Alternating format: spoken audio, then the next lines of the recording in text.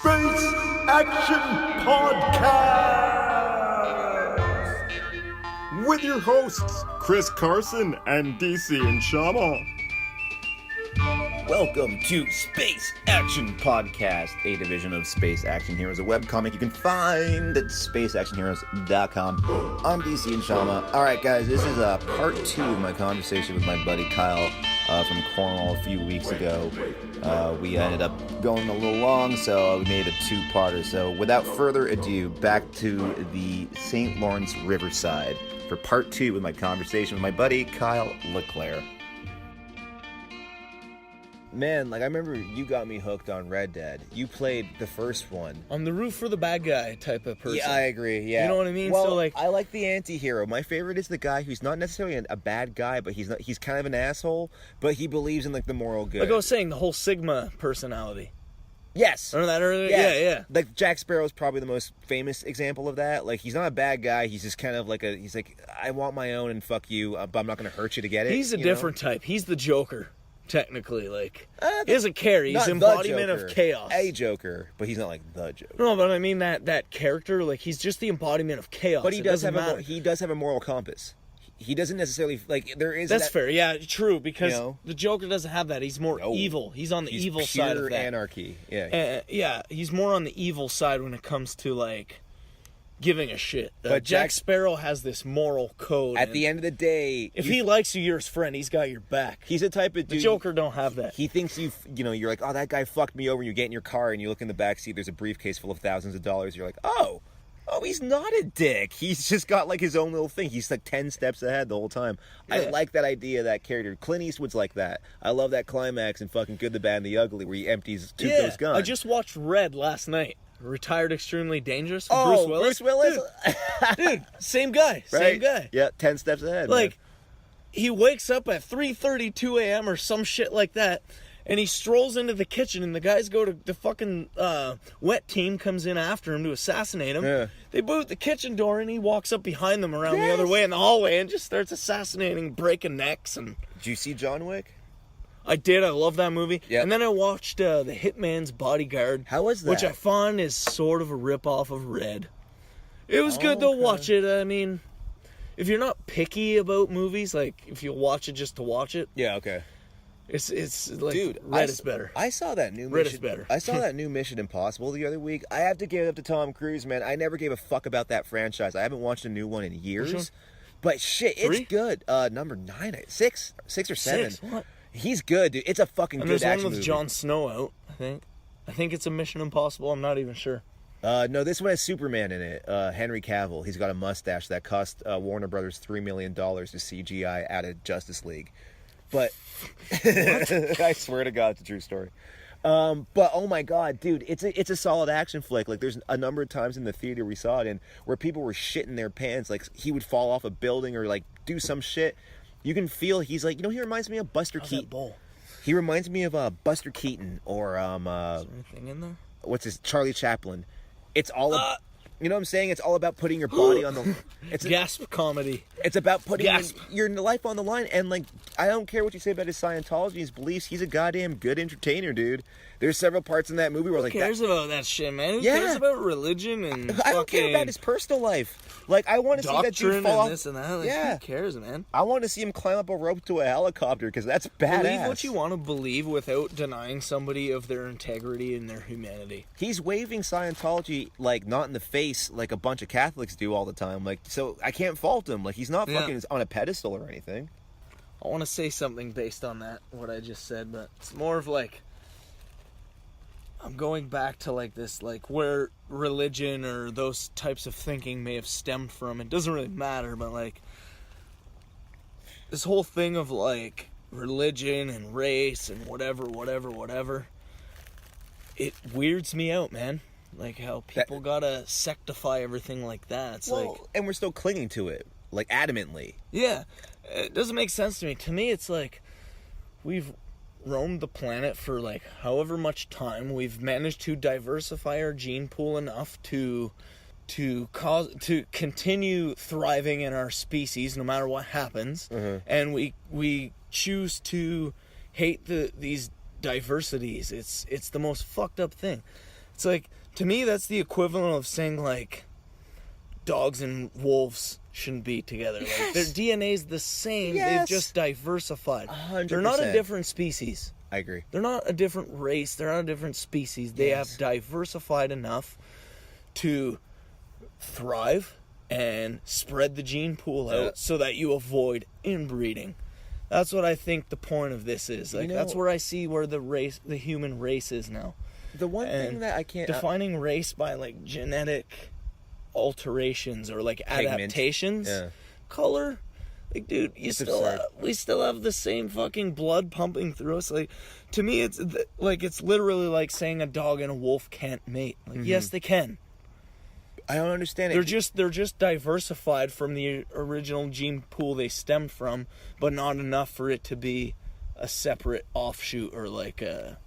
Well, the idea that you can take any adamant racist and just be like, hey, man, what do you want? At the end of the day, really, at the fundamental core of yourself, what do you want? Like, all they want, I want I want peace and security for myself. I want peace and security for, like, you know, my family and my loved ones. Cool. You know what? That terrorist over there, that other guy, what he wants? Security for himself, his family. And I find religion kind of falls in the same boat as that train of thought, though. It's us and them. That's what I don't like about it. It splits people in half because my ghost can kick your ghost's ass. And I'm like, why does that make any sense? Whatever the backup plan is, it's just like, another one. I'm superior to you. That, like you were saying before, the superiority mentality.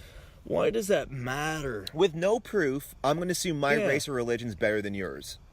Like, I get the whole, like, we are still in a primal state. Our species is still animalistic in a lot of ways. We have instincts and urges. It's like, but we have thought, man. Like, we have foresight. Like, as if people are not picking up on, like, simple shit like that. Like, well, it weirds me out, man. If you look at our global politics, we never work on a level of forward thinking. It's immediacy. We're very reactionary. If you get any kinds of people in the same room and you feed everybody and put some, like, decent all-around tunes on, everybody's going to be chill. It doesn't matter. You know what I mean? 100%, yes. You put on a fucking drum beat, people are going to fucking dance. It's just the rule of the world. It's the way it works. And I don't know, people who can't fucking, like, you're being monopolized using fear and capitalism to fucking move an agenda, and I'm like, you guys... At the point some of the world is at right now, though, like, advancement-wise, it's like we're really stagnating. It's fucked up. Well, I think what it is that, like, we've been so, you know... People are so willing to think in simplistic ways still. Well, because we've been seduced by the phones, man. The technology is... It's easy. As awesome as I think it is... We're still lazy. It makes us complacent with just, like, a 2-second cycle of being appeased. Shows you how lazy we are and how fragile our psychology is. It was easy to buy us off, man. Like, look at this thing. It's a tiny little rectangle, but if I want to look at a picture of Taj Mahal while listening to fucking The Rains in Africa by Toto, I can do that with this tiny little computer, and we completely take it for granted. Like, everyone doesn't fucking give it the respect it deserves, and we just use it for the stupidest fucking reasons.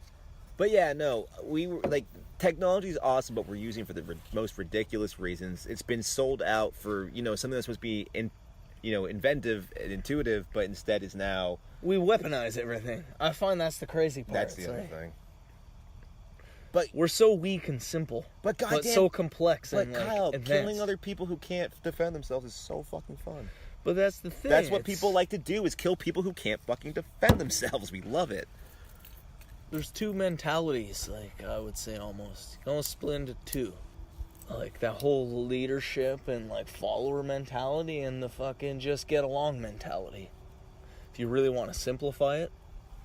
People, yeah. I just don't understand how at this point in life, like, we're still so willing to go with that simplistic, let's just kill the rest of them or make them follow us type of thing. You know what it is, man? I think people can be bought off easily with comfort.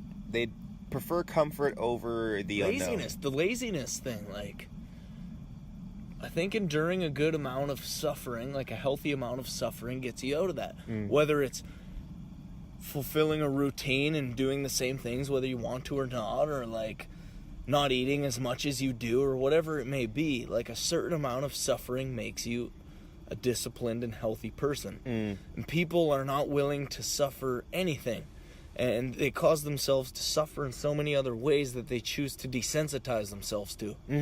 And you get a lot of fucking sick people, man. People with sick bodies, sick fucking minds, and, like, people don't help themselves, or they're angry, or, like, yeah, there's just a lot of weird shit. Like, where you can have anything if you decide to get up and find a way to get it, but we're so willing to sit here and go, nobody helps me. And that's what I can't stand is like... Why is it about somebody? Yeah, that's what I can't stand. What are you doing? The idea of just being subjugated of like, but you're not trying. Like, you didn't... Why are you subject to everything? Yeah. Why don't you just do it? How do you stand on a pedestal? So I like that troll video by, what's his name? Fucking, Shia LaBeouf. Just do it. It's true, though. That's right. But like being an idiot, but just do it. I don't understand the people who get the audacity to stand on a pedestal and hand down life lessons when it's just like you realize you're just living off of handouts. I don't understand where you get off. Like, that's ridiculous. I don't want to get into politics, but I mean, like, people like Trump. Money makes the world go round, man. Oh shit, are you on number 3? You're a whole fucking beer ahead of me. Possibly, I have a slight drinking problem. I'm slow. I'm not a drinker though. I gotta put an end to it. Dude. I think I'm done with it. I want to quit cigarettes, dude. I can't. You never used to smoke, man. I want to get back into just a little bit of something fitness. No, like just martial arts, man. I want to start doing something with my fucking self. Like I'm getting old chair shaped. Like my back is weird. I have a really bad posture, and like I'm just feeling guilty about it.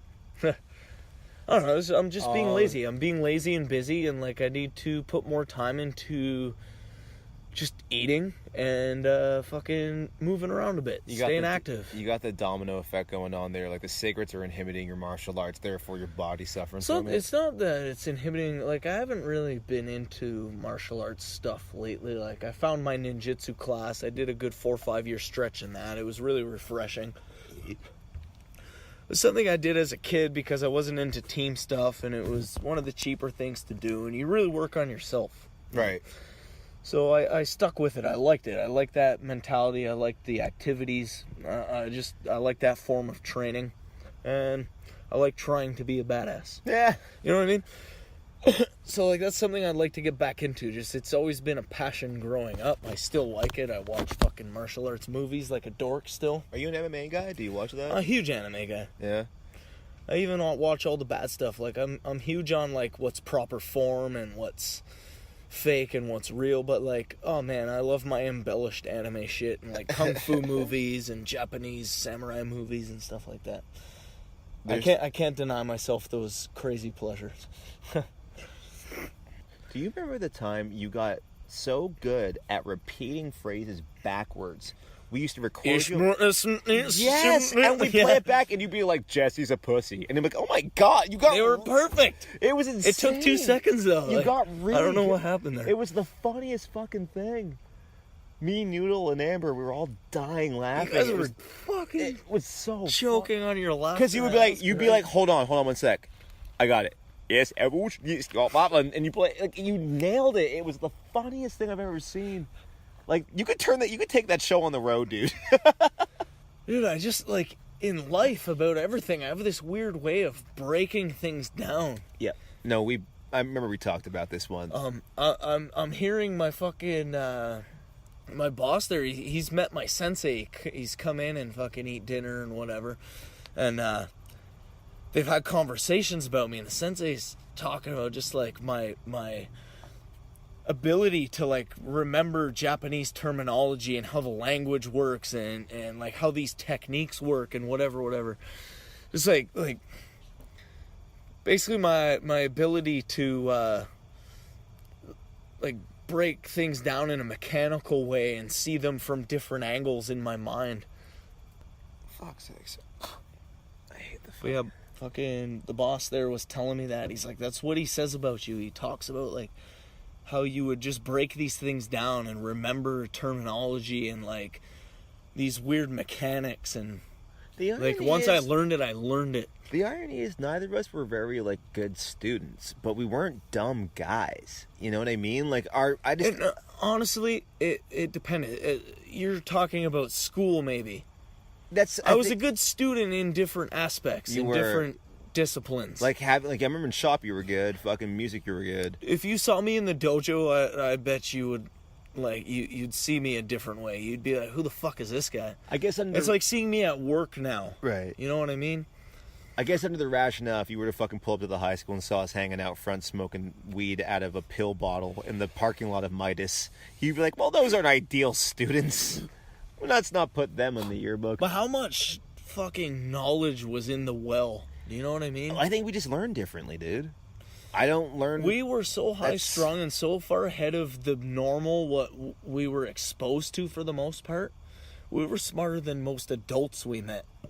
It's sad. That drove me nuts. nuts. It's a sad place, man. That I was gonna, my ego kicked in. I'm like, that's not true. But like, dude, we went to Cornwall Square sometimes, and there's some women who were barely conscious of what was going on 2 feet in front of them, and you're just like, Jesus fucking Christ, lady, like, pull your head out of whatever little ass you have. I don't know what's going on here. But like coming back and just like every fucking 2 blocks, there's some strung out fucking tweaker walking down the street. you know my favorite. Scratching their collarbone, twitching out. Speaking of going to the Cornwall Square, because like it was like 2 minutes away from CC for a lunch break. One of my favorite things was the night I remember it so vividly. You held a door open for an old lady as she went through, and she was like, "Thank you," and you're like, "Oh, you're welcome." Because we were those guys. We looked like freaks, but we would hold literally doors open for old ladies. And then I remember she reaches up, she grabbed your mohawk. We and she was only like, fucked with people we thought could handle it. Yeah, of in course. my opinion. But I just remember she's like, I love your hair. It's so, because when she saw you weren't an asshole, she was like, oh, your hair's so lovely, and she touched your mohawk. I was red, dude. I was blushing. It was so cute. And I'm like, I don't think... Old people love me, I swear to God. Like, on my way to work, I have like at least 8 or 9 fucking old farts that I shoot the shit with for a second. Don't you identify with old people way more than young people? I don't know. I think it's I think it's just because I grew up in the hood. I get to know people around me. I get to know what's going on in my neighborhood. I like to make friends with the old farts and kind of like let them know I'm a good person. I'm on your side. I'll hang out with you. I'll help you out. You know what I mean? I'm one of the good guys. You're very neighborly. And I'll see what's going on everywhere else. I'm still part of the shenanigans to a point. Mm-hmm. Like certain like places I'll know, you know, keep it quiet around here. Say hi to this old guy. You know what I mean? Like I have this idea of like holding down your territory, so to speak, or Right. like knowing your surroundings. I agree. I like to be comfortable with what's around me. I like to get to know people. I like the people around me to know somewhat the kind of person I am, to feel like I'm a friendly face. You know what that is, though? If you take away all the fucking veneer, that's you being a fucking mammal on this planet who's living amongst other human beings, like we were saying earlier, and you just being like, hey, I'm not an asshole. I want everyone around me to know. That's what I mean, I'm and that's a minding me, primal myself. instinct. That's a pack mentality. Like, we can help each other out. We got the same end goal here, man. Yeah. We have no quarrel. 100%. I like that. Yeah. There's nothing between us. If we could sit down over the same food and eat, we'll be bonded. And you know what? That's the type of relationships you want to have with people, because anytime shit goes down, they're just like, that's the people who you can rely on. It's the material people, man, that I don't relate to. No, I agree. That's what I find. So I wouldn't say I relate more to old people. Old people have a more hearty way of looking at life. They're more... The metaphor I always use is that whenever you're ascending in age... They have more character. They're more about relationships and more friendship and bonding. They have perspective, dude. Like, the way I always look at it... And our generation is more about gains and status and image. Well, in terms of, like, older, younger shit, I always look at it as, like, you're ascending a mountain, and every year you get a little bit higher up the mountain. So all the shit that seems really daunting and scary when you're beneath it is really tiny and fucking minuscule above it. Like high school, you're like, I don't remember anyone from high school. So as you get higher, you have more perspective, and all the shit that was once scary. You know what's funny, though? I remember a lot of people from high school, and as much as assholes as we are, people fucking adored us, as weird as that is. That's true. I was a day walker, man. I was one of those kids who walked between lines. I honestly, like, I run into people that I barely knew, and they're like, oh, man, and they're pumped to see me, and I'm like, I'm happy that's happening. Yeah, we weren't dicks. That. We never were dicks. I knew some dicks. I knew quite a few dicks in high school. Like J.I. I would you almost remember say J.I. we were very decisive with who we were assholes to. We like to pick on the jocks, the uptight people, the fucking assholes, the conformists. Like, we were just all about shaking up the tree of entitlement. I didn't Entitlement. I did Yeah, not like honestly. entitlement. That's all it was. We Like- were more about sharing and getting together Yes, and relaxing. yes. And you be you, and we're gonna laugh about it. Then I'll be me, and we'll Excellent laugh about point. it. I remember the first time you brought me to Dan's house, and you brought me down the basement, and they were all playing D&D and shit, and we always hung up that night and got drunk. I'm like, no one's questioning who I am. We where got I a came bunch from. of nerds, rockers. Like, who Yes. cares? There's some G's down there. We got a Yeah. black dude. Yeah, I was the first black guy to come into the basement. Apparently. Nobody cares though. It doesn't matter. No. That's what I mean. We don't have that mentality of like status and gains and image. And I'm not saying like you know, fucking frat houses must have been. I mean, all the frat kids must have been assholes. I'm sure they had Those black things kids don't and matter. shit. We want to know your character first and then make a decision. Because that on was it. We were the kind of crowd of people like we would hang out with 30-year-olds and we didn't give If a I shit. cut you, do you not bleed, my friend? Exactly, fucking Right. Shylock style, man. Like I don't know. To me, it was one of those things where like there's definitely a more communal sense. I think in the friend groups that we form, age-wise, diversity-wise. Maybe I'm being self-aggrandizing, but I don't know. I don't think so. I think it's just, again, I'm going to go back to that whole personality type thing. Yep. Like, Nerds, metalheads, they attract us. That's we why had a lot of no. people that were willing to get together and not care about what was happening in the pack, but more about the individual people that were there. If you look about like the diversity, nerds, metalheads, and strangers and druggy people that we hung out with, horror And freaks nerds, and animals and it's the Comic junkies and preppies and clean people. That's and become mainstream. That's the Comic-Con crowd if you think about it. But this is back in like early fucking 2000s, where like that didn't exist yet. That's what we were doing this microcosm of it in Cornwall at Dan's basement. I found that even in high school, like people talked about groups and whatever. Like I had an image, I had a scene that I related to, but my friends were like, I was friends with the jocks, the nerds, the rockers, the gangsters, the native kids, whoever. It didn't matter. Didn't like, matter. The circles didn't matter to me. The circle was not a barrier to me. No. It was a new territory to explore. Well, and also That's how I looked at those things. For me, I remember vividly because I love. Who are these people? Like, what do you think? How do you think? Like, what's going on upstairs? How do you... My motive What makes was, you tick? And that was what kept me driven by different groups. That was what... I don't know, I couldn't fear that type of thing. I was curious. And like who wants And to those different mentalities gave me different perspectives, and I liked it. I like would who eat wants that to right up. hear like your perspective over and over? You want to hear other people's. Like I remember my motive was trying to make people laugh. I was like always had a thing. I hate taking shit seriously. I've never been a fan of being serious. So like that was kind of a challenge. And being that's like, one big place where we relate. That's big this time. it. Like humor, That's one huge connection. dude. point. Humor will save your ass in high Yeah. school. You can look like a freak of nature, but if you can make someone laugh, they'll be like, I like this guy. He makes me laugh every time I see him. The way Like, we play with offense and slickness. yeah, it's Yeah. a challenge. You're just like, oh, who's this guy? I'm gonna make him laugh. I'm gonna do it. Like there's something about humor. It's just like it has currency everywhere. You know Yeah. what I mean? Like there's something about it. It adds a value to something. It's a joy in life. You know what it is? Is that let's be fair. Humor releases endorphins. You feel good when you laugh. Yeah. So they see you walk up. They're like, oh, this guy usually says some shit I like, and you're gonna make him laugh. That's why Yeah. comedians get paid a lot of money. But Well, people for that the, don't not care, all of they them, say some their of them. opinions without smashing somebody. Yep. Or like, it allows you to like, you get into their perspective.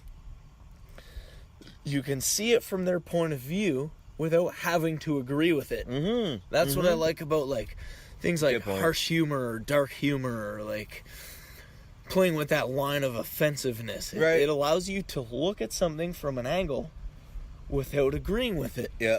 And what I like about linguistics is that there are ways. It's almost like sword fighting, where like if I say it this don't way, get me into sword fighting. but you know, what I, but or like you know what I mean. Like if I say this way, he might come at me aggressively. But if I go this way, like you said, The whole approach thing, the distance to exactly. approach. I'm going to agree with your argument, but also counter at Distance, the same time. approach, strike. Yeah, Yes. yeah. There's an art to it. I love it, and that's what You calculate, then you approach, then you strike. Yes. yeah. That's why I can't stand whenever I talk to someone and they're like, "But the thing that murdered," You should never think of it Jesus. this way. Calculate, defend, strike. Calculate, and Never be on the defense. I think that's what sets got- that personality type apart. you gotta give me an example. Oh, for We're- example, we're the so kind say- of people that we kind of were influenced by, or that we looked up to, that made us feel comfortable, right? True. Very true. They don't calculate, defend, strike. They calculate, approach, strike, right? Good point. Oh, good point. You know what I mean? Yeah, I think about They check you out. They go, haha, they come in and they do it.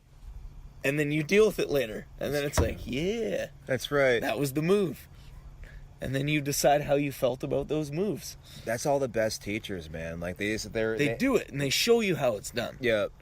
I think and also they empathize with your passion. They don't subjugate you for being an idiot. That's what I mean, but it's based on the initial calculation, the but then observation. where do you stand on, like, say, a Russian ballet school where they're like, do it again, like shit like that, or like fucking the Chinese That's kids? discipline, though. That's to a point of perfection. Which school do you think is the wiser one? Depends what your end result wants to be. What are you going for?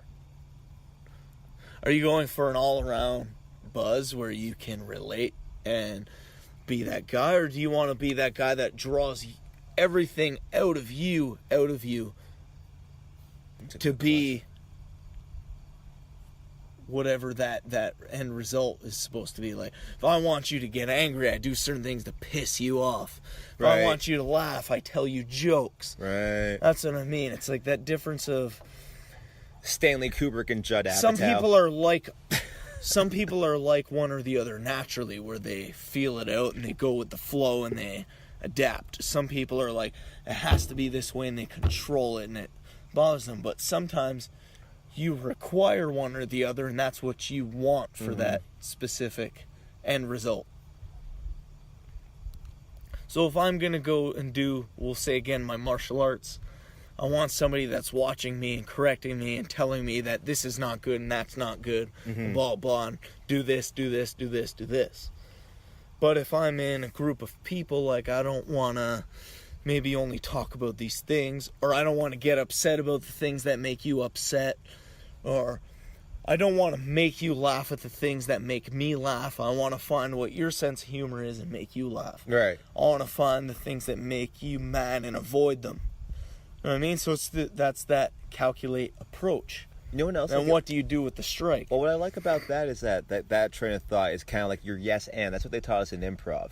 Never, if you're talking about something, no fucking accent and half, go yes and you add on to it. Finding out what their kind of like spectrum, I guess, or outlook is. Decide, dude. Yeah, and then you kind of have to find like your way of like, how do I translate what I have to say in my brain into like that lexicon that they understand. I try to maintain this overall primal way of thinking at the same time. Oh yeah.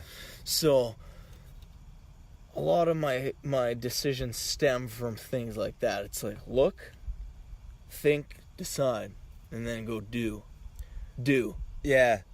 Like, the doing comes last. I don't like sporadic action. Depends. If it's something you're used to, then you play it by ear. If it's something you don't know, stand back. I would agree with Observe. that. Learn until you do it right. Figure it out.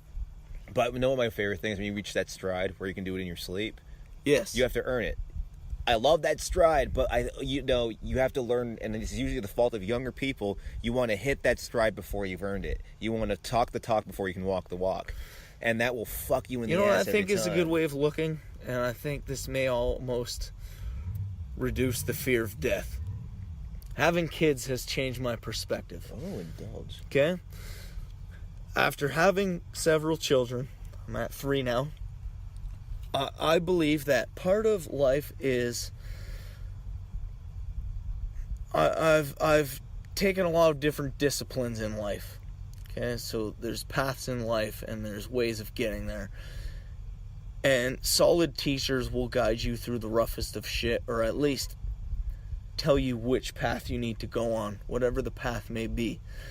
So I think one of the key aspects in life is that passing down mentality, like a teacher to a student, the whole apprentice thing. Like, before I die, I have to make you better than me, and then you have to expand on that and find a new student and continue that tradition. That's how an organism Now look learns. at genealogy and organisms and biology. It's like the whole spreading the seed. Like, if I have a son and I teach my son everything I know and I give him a solid good character and he's a good person, and he lives on past me, and my character lives out through what he's learned off of me, that to me is the point of life and teaching and learning. Learn behavior. Now, I don't matter. My son is confident. He can strive. He will find a good wife. He will continue his species and teach them solid things for their survival and to better his life and people around him. Right. That's what I die thinking now. That's how an organism learns. So for me, it's its like environment and expands. my son now is me. Now an apprentice looks at a teacher like that. My tradition now is my student. Right. Now, you have to look at things like this with a perspective of change and evolution. You have to adapt to your times. Darwinism.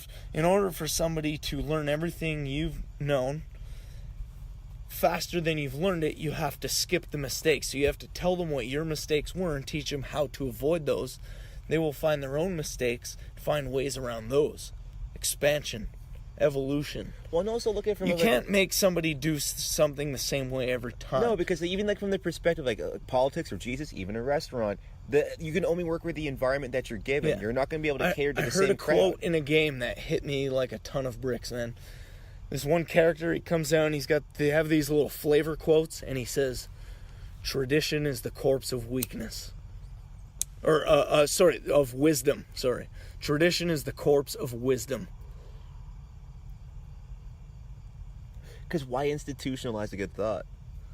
Teach the old ways, learn, and adapt to how you would use them. Thoughts and institutions should be constantly evolving and changing. I don't understand why, there should be I don't understand, the archaic thinking. There should be amendments constantly.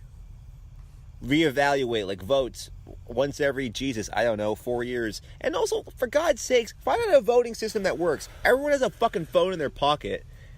That's what I mean. How politically now they're pushing this agenda of they have to show you how bad racism and gender inequality and stuff like that is. Because we're so divided, Kyle. We're divided. We're not united at all. That's why I'm being as satirical which is a as I sad can. thing to portray in the news when the regular people on the streets that meet each other don't care.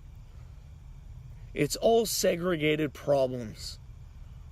I don't think there's global chaos. No. I mean that's bullshit. I don't think there's Western chaos. Yeah. There's shit happening in other countries I can't speak for. But the Western entitlement is out of control at this point. Out of fucking control. Where we think we're getting this completely divided nation. I'm like, you guys are making all these problems for yourselves.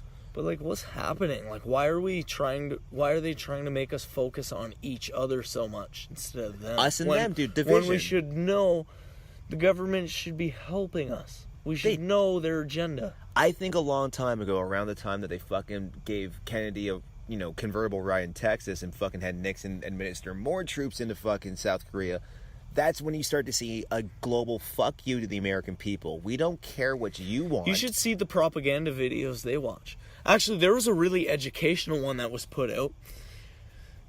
and I swear to God, this was a Korean documentary about America.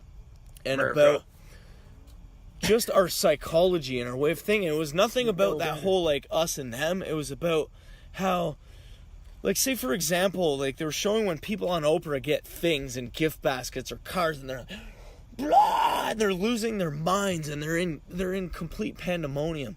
It's these things are not real. This is hilarious to the rest of the world. Or how, just fashion and weird things, motivate us, and how we schedule family time around TVs, and we use TVs to shut our kids up. Yep. And, they're looking at this stuff from a psychological standpoint. And even in Korea, how we view them with the propaganda out here, they're totally right. You can't disagree. They didn't say anything wrong, anything offensive. It's fuck, we're screwed up people over here. Yes, we are. This documentary they put out, it just shows how weird we get over things. Well, you're only as good as the fucking information you're fed, right? Yeah. So and how we use TV and scheduling as a discipline and a parent and a... One of the things that we bond over, man, was cartoons. What was your favorite as a kid? We talked about Ren and Stimpy a lot. Fuck. We definitely have gotten into it about that one. Yeah.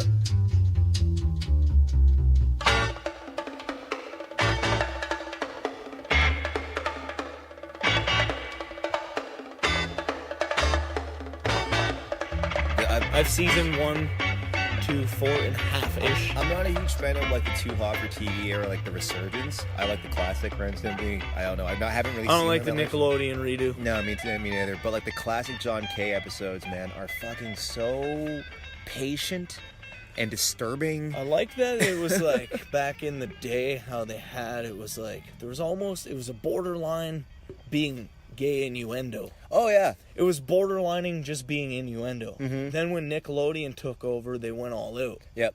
Like, Made it really blatant. And like, but like I I don't find know. that sort of ruined an element that the show had in a way. I saw one episode where I find that like the element of keeping you guessing was funnier. It's just like, oh man, they're weird.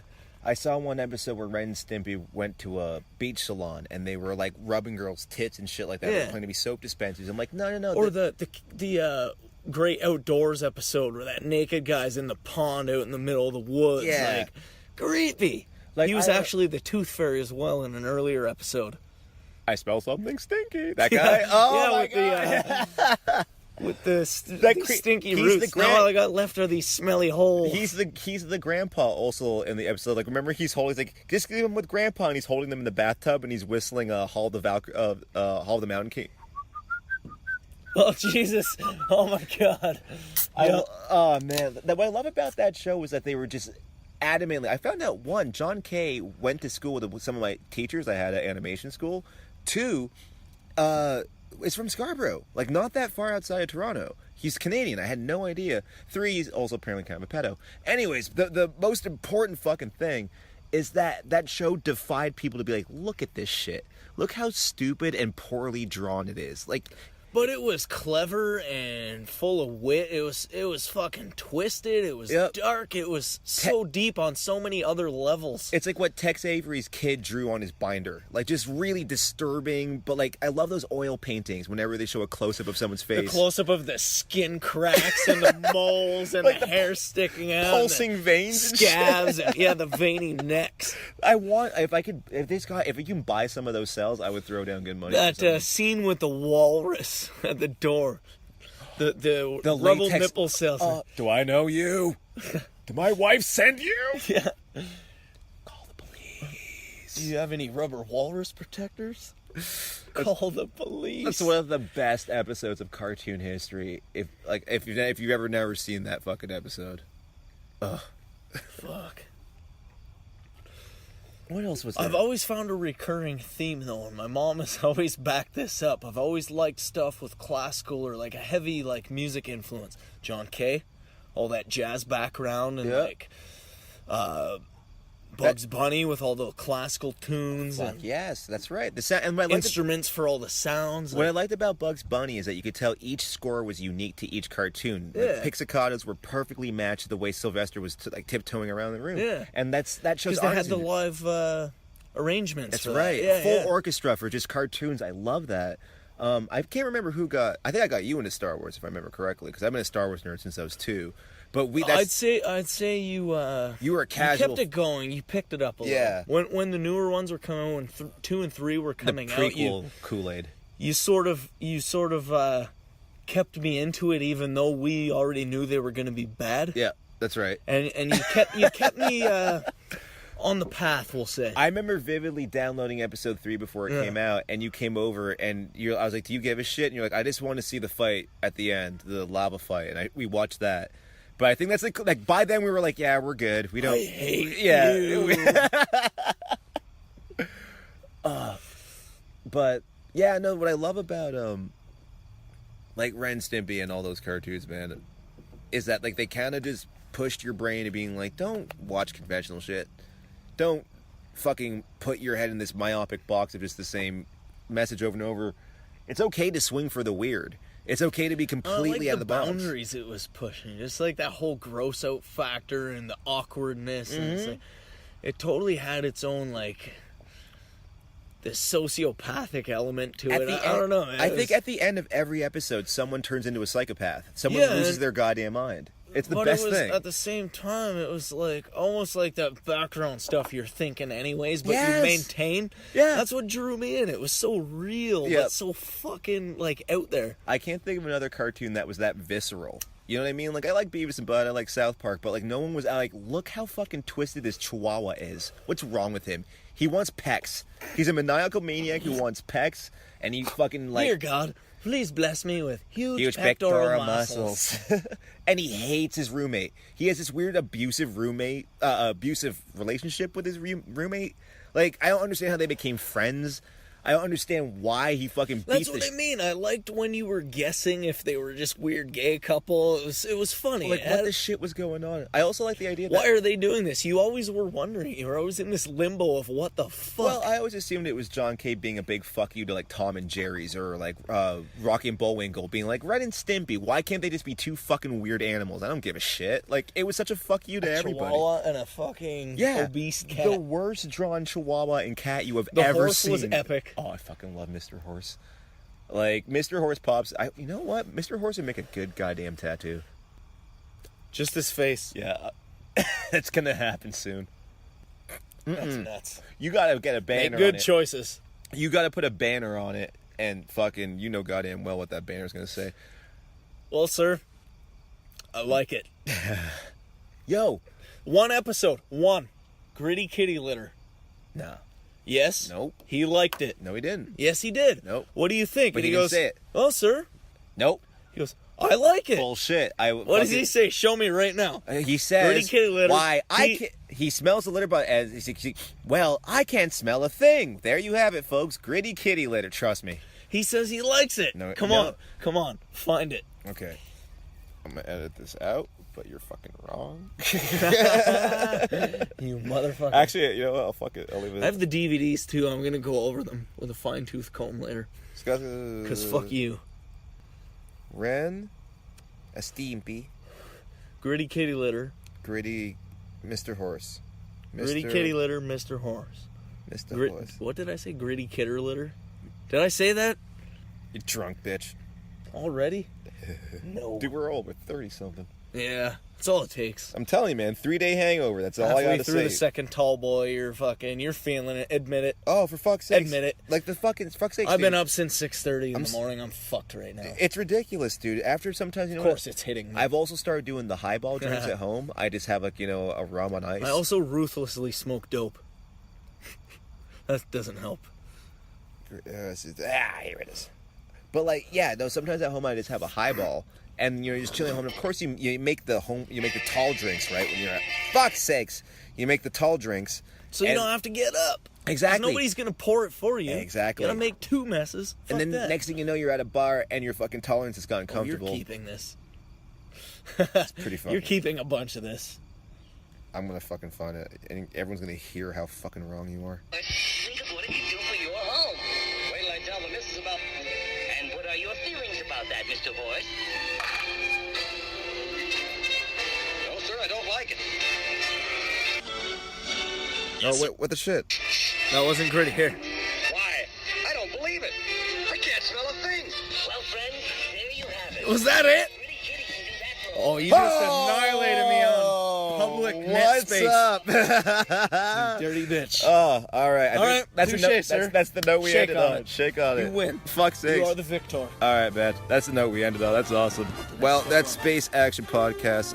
Thanks for listening, Kyle. I love you, brother. It's been a slice, my friend. Always a pleasure. All right, guys. Take it easy. We'll see you next week.